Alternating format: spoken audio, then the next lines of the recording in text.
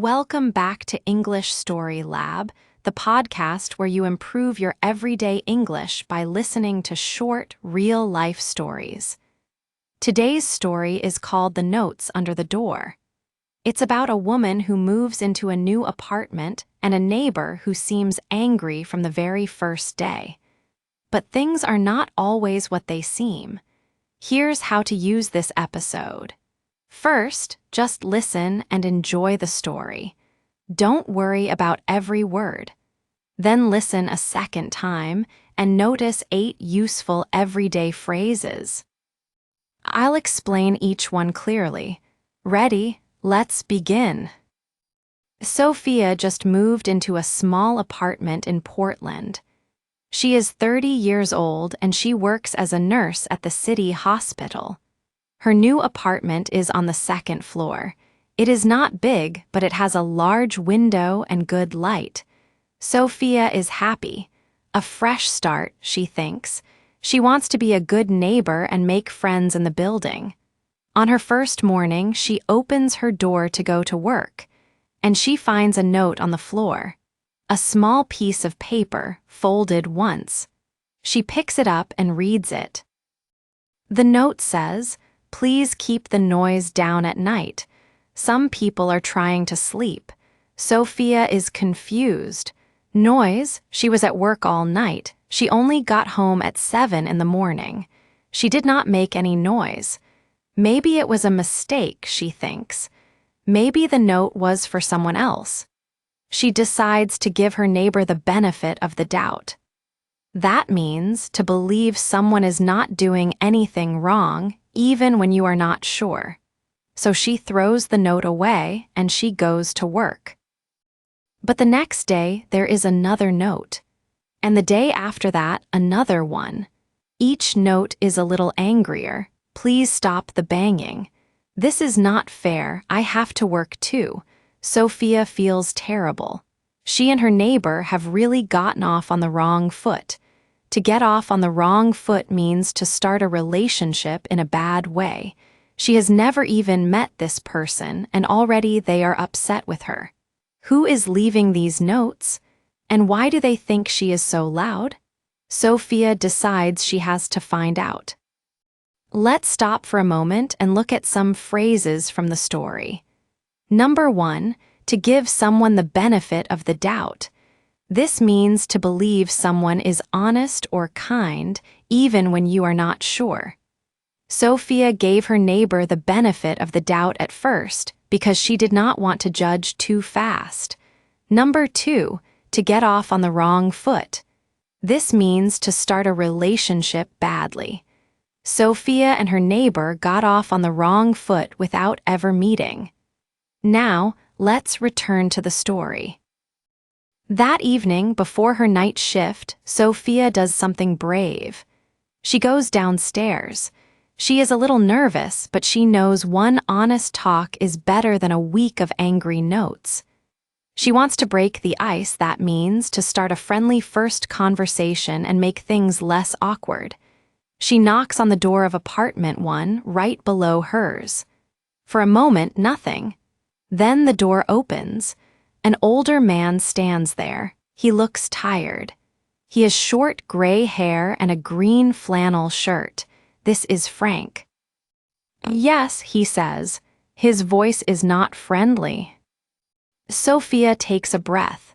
"Hi," she says. "I'm Sophia. I just moved in upstairs. I think you've been leaving me notes."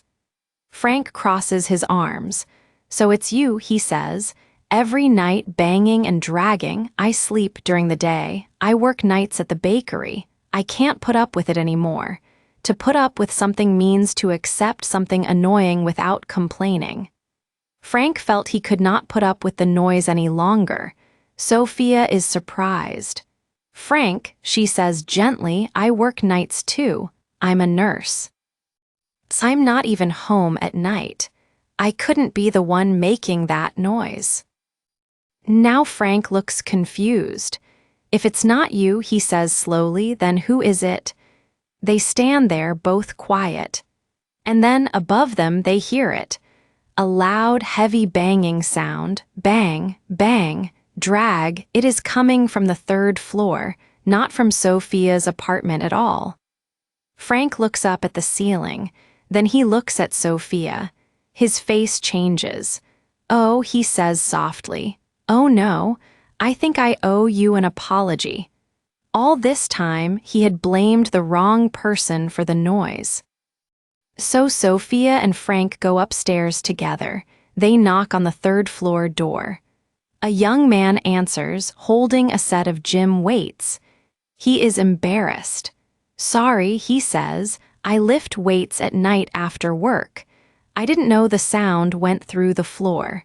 The three of them talk. They decide to sort out the problem together. That means to solve it.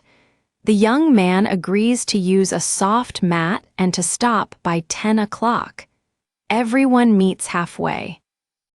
To meet someone halfway means to reach a fair agreement where each person gives a little.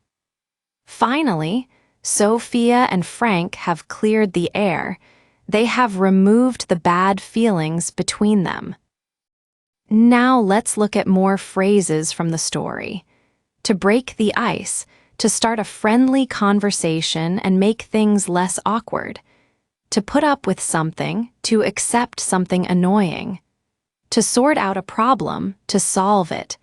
To meet someone halfway, to reach a fair compromise where each side gives a little. And to clear the air, to remove a misunderstanding and bad feelings. Sophia and Frank broke the ice, cleared the air, and met halfway. Now they can finally keep the peace. That means to stay calm and avoid fighting. So what happened? Sophia moved into a new apartment and found angry notes under her door. She thought her neighbor was just a mean man, but she was wrong. The real noise came from upstairs. Once they talked, everything changed. Now, 3 quick questions. Think about your answer. 1. Why did Frank think Sophia was noisy? 2. What job does Sophia do at night? 3. How did they finally sort out the problem? Pause and think. In everyday English, and in life, one honest conversation can clear the air faster than 100 angry notes. Thank you for listening to English Story Lab.